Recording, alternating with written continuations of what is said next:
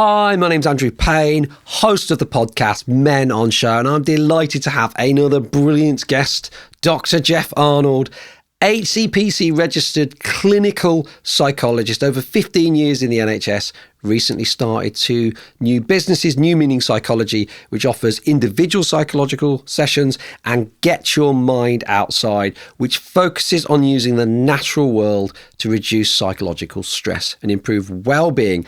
I always like to do this, Jeff. I always like to say something other than the main bio. So he is an avid reader of history, so a fellow history geek, and I presume you like horrible histories? Well, my son's just about getting into them, but yes, avid reader when I was a kid as well. Yeah, so good. And bushcraft enthusiast, which I would imagine, given the way the world's going, those could prove to be very useful skills in the years to come. And you love anything to do with inventorying, which is why you're on this podcast. Bit of an event. Yeah, I love outdoor life, like being outside. You know, there was a running joke once that if I could run away to the woods and disappear, I would live in a small hut and be with nature.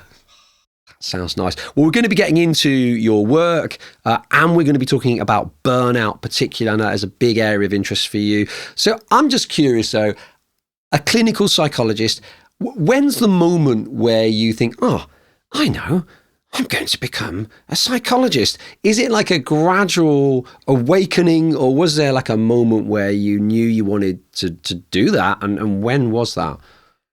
It's funny you asked that question because I don't think it was a calling. I think actually at one point in my life, it was my third choice of career.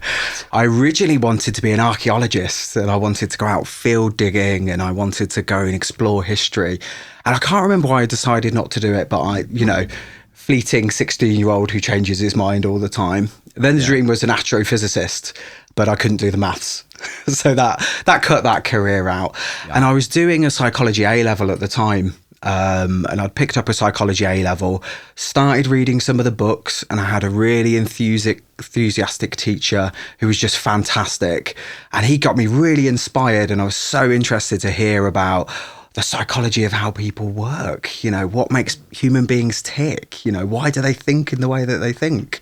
And I remember one exam we were doing, and it was on giving evidence in court and how witness characteristics would change the outcome of the court case. And I went, this is absolutely fascinating and I love it.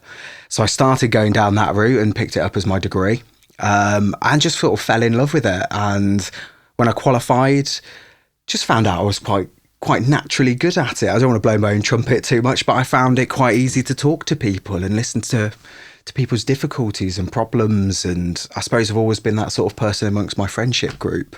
So it's sort of the joining of two worlds, really.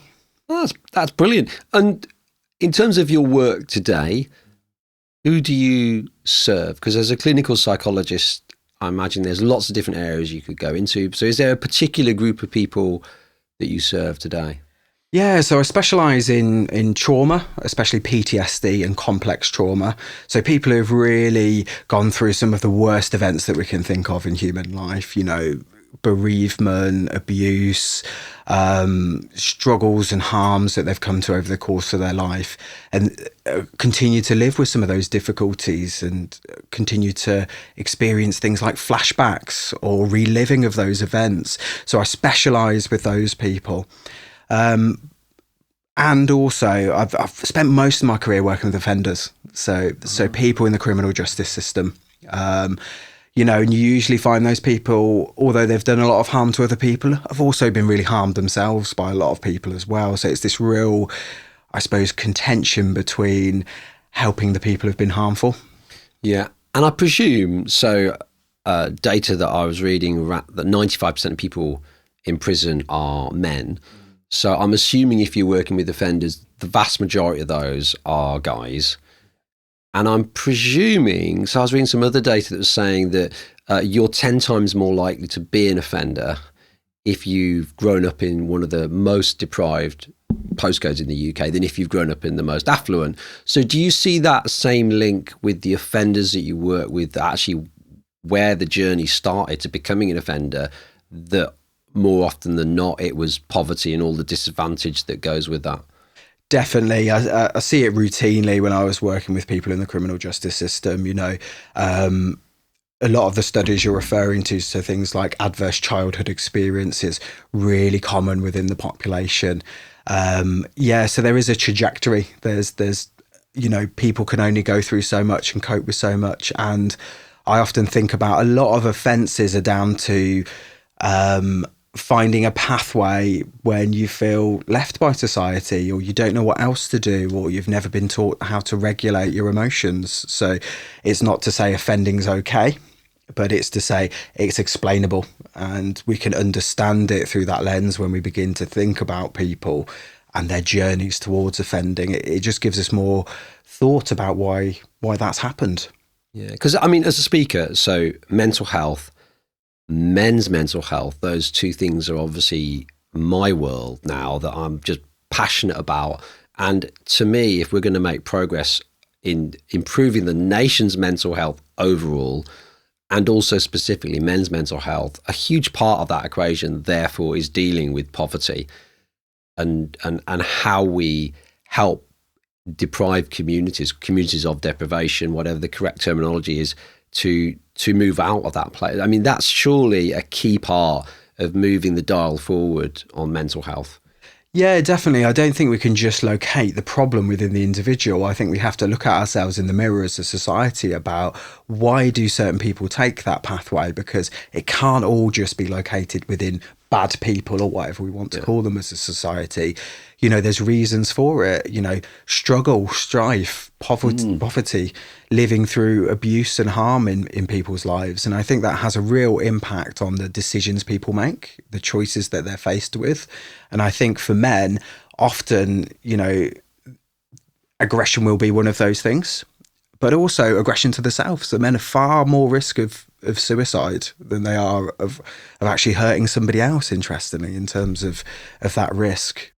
Yeah, because the other thing with areas of deprivation is we know that they have less green space. That's like a European trend. That's not just a British thing. And obviously your work is about getting outside. So tell us about that. What is that new project about? Get your mind outside. That's the organisation. And is that linked?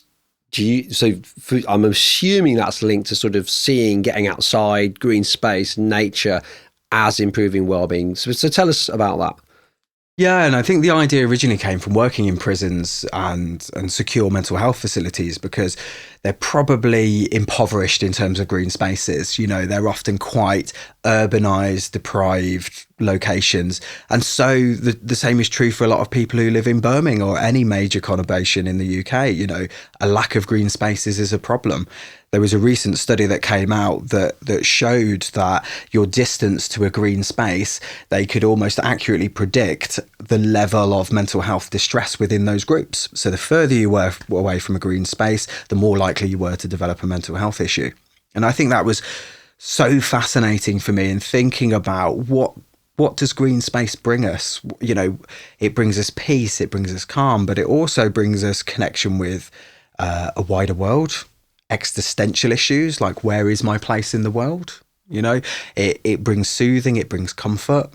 It takes us outside of our, day-to-day living environment as well. So I really want to get people outside and accessing psychological therapy as well, structured psychological therapy whilst in that space. Yeah, and I am definitely seeing a lot of movement in terms of men's counselling. There's some men doing some great work in this space where, rather than just traditional therapy with the guy in a counselling room across the table, they're doing sort of walk and talk out in the park. They're doing side by side. I heard about some paddleboard counselling days, which I thought, that's fantastic. Brilliant. I'd be well up for that. Well, I'm not particularly at the moment in need of counselling, but if I was, I'll be on a paddleboard. That sounds great. So is that what you envisage? Is that what you're trying to do, or is your focus slightly different in what you're trying to create?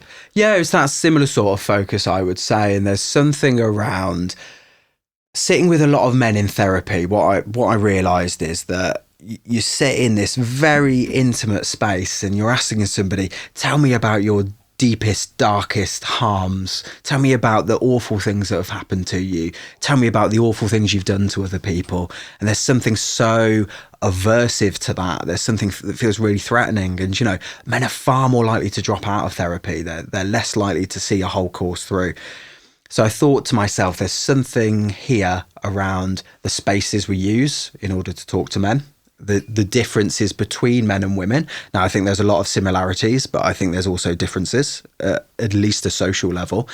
You know, and if I know about myself, it's sometimes those informal discussions you have, those chats you have alongside doing something else, those minute by minute conversations that don't feel as threatening.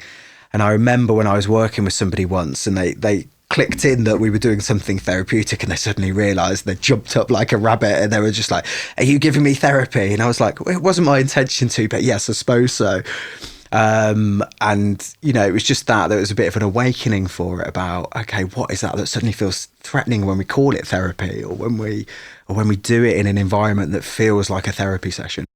Yeah, because I mean, the only time I've had therapy was several years when I was back in my former marriage, which was violent and abusive. And I went to therapy to try to get the answers of how to be a good husband, because I thought the reason the abuse was happening is because I was such an idiot, basically. And if I could stop being such an idiot and a loser, then everything would be better. So I proactively sought counselling because I thought it would give me the answers. And where I lived in that part of France, it was just some females, counsellors in a traditional therapy room. But I sometimes look back and think, do you know what? If there'd been a guy and he did some kind of walk and talk, and then maybe halfway through the walk, for me, I know you couldn't do this with everyone because some people introducing alcohol into the counselling intervention is probably not ideal. But for me to have gone for a walk with a guy, had a beer, and then walked back from I wonder how much more that would have opened up. I often felt like on that counselling therapist's chair, I didn't really know where to start, what to say. So I wonder whether part of why getting guys outdoor, getting them moving is just, it can then sort of, the words can kind of tumble out because we do talk, but tends to be in the pub where we're feeling comfortable, where we're at ease, or another setting. And and I think there's so much studies that point to women just generally have larger social networks. They have more connected social networks. They probably feel more at ease within a social frame.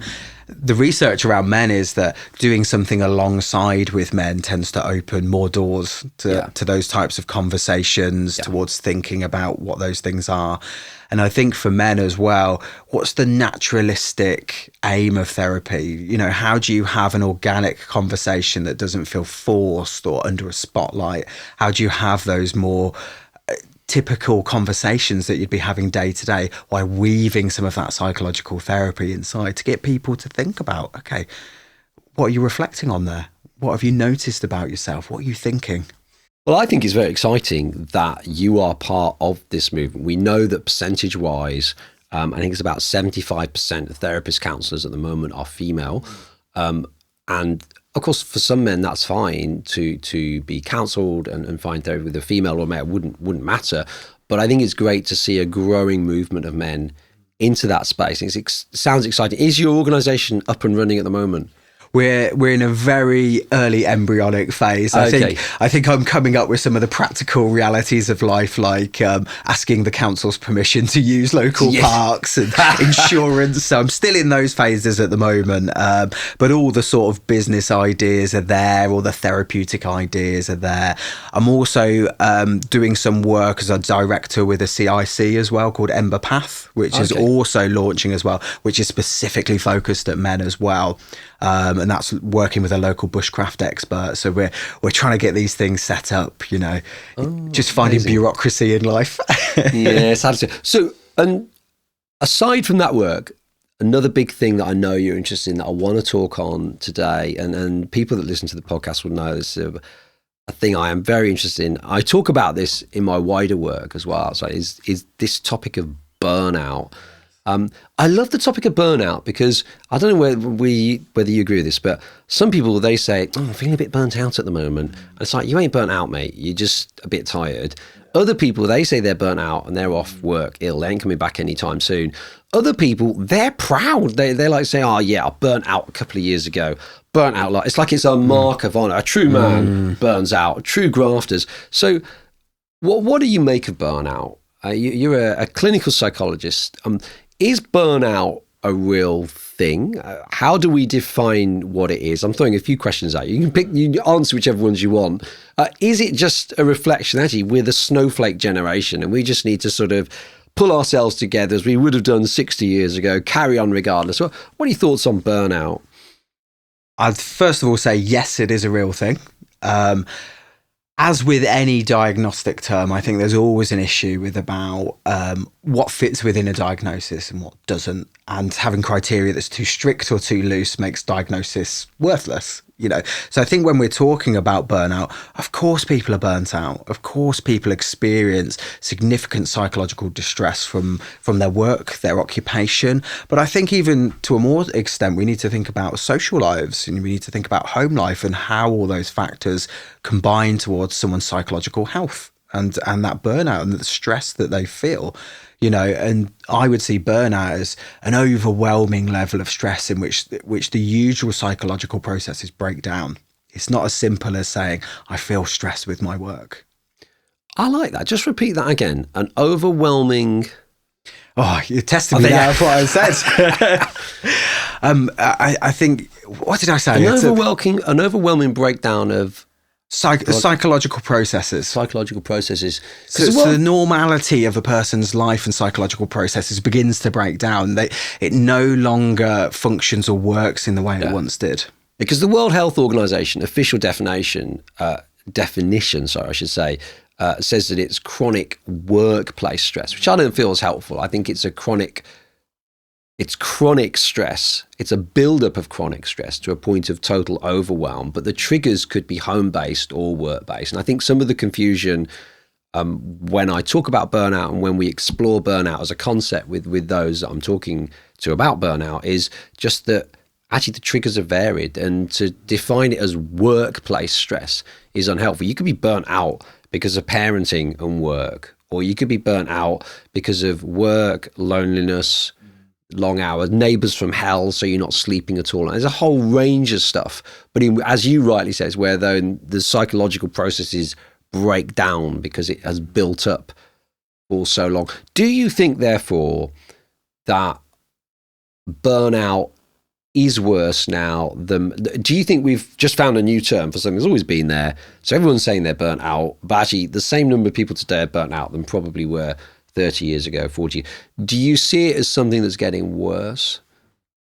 Yeah, it's an interesting question because I think there's a reality to all of those answers, which is first, I think in terms of coping, in terms of how we cope compared to our ancestors. And I don't think it's that we're poorer at coping.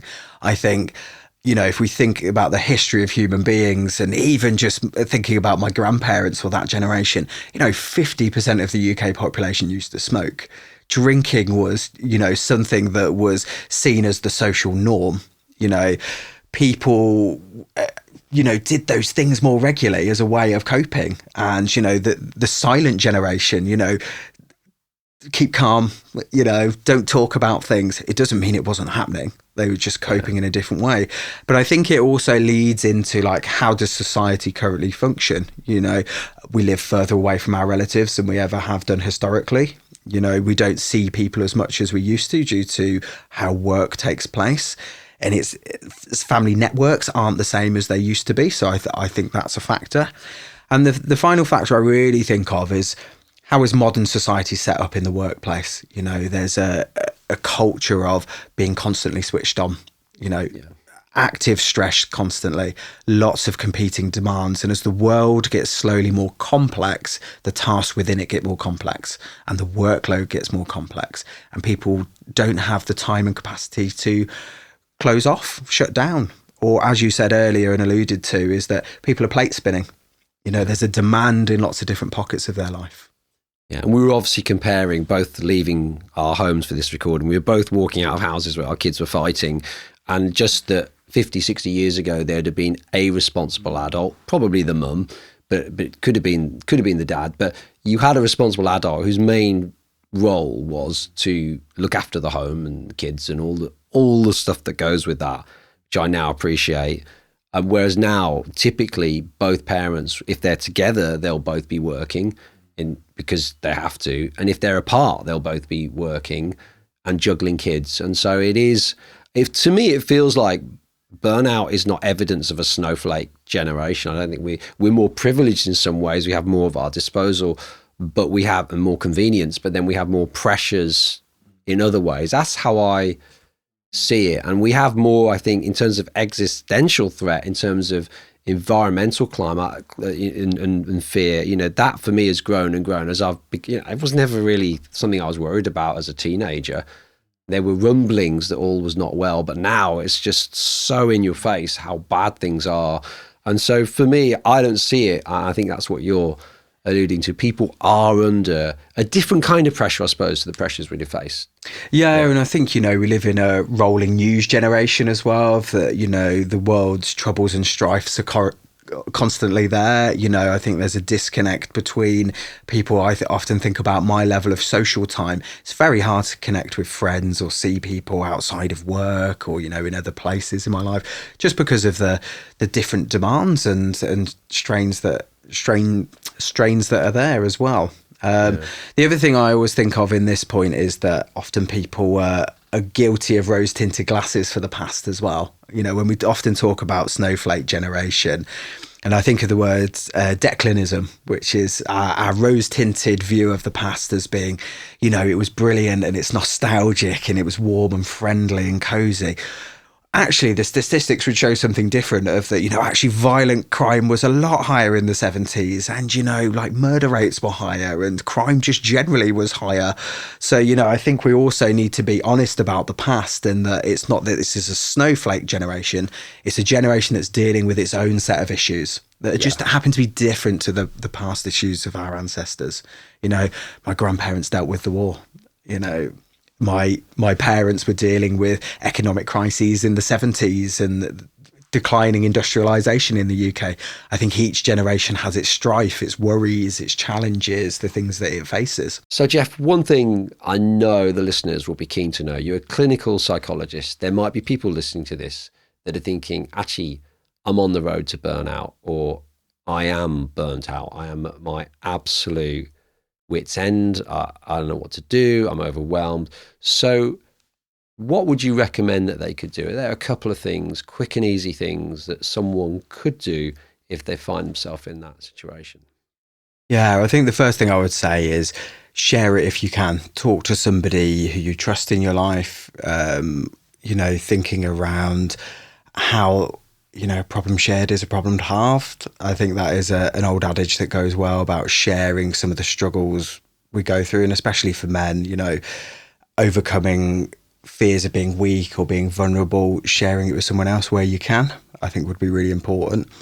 The second thing I would talk about is self-compassion. So one of the therapies I do is called compassion-focused therapy.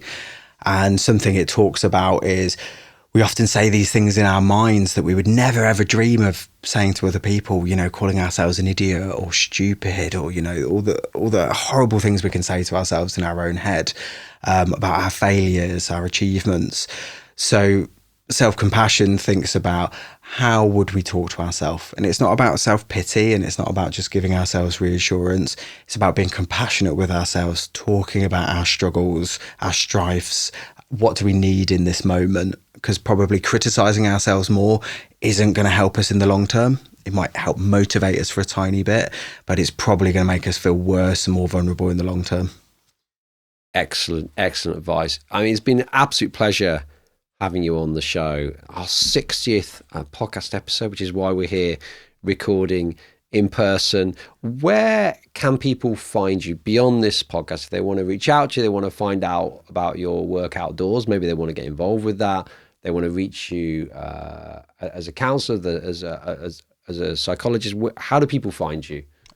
So I've got a website for New Meaning Psychology, which is www.newmeaningspsychology.co.uk. Get your mind outside. We'll have a website launching in about June time, so we'll be there. Hopefully we'll get some advertising going on platforms like Facebook, you know, some of those platforms to help us get going. Brilliant. And to conclude the episode, if you could give a 2-sentence message of encouragement to those listening, what would that be? Really good question. I think reminding yourself that you matter and that you have intrinsic worth just by being a person.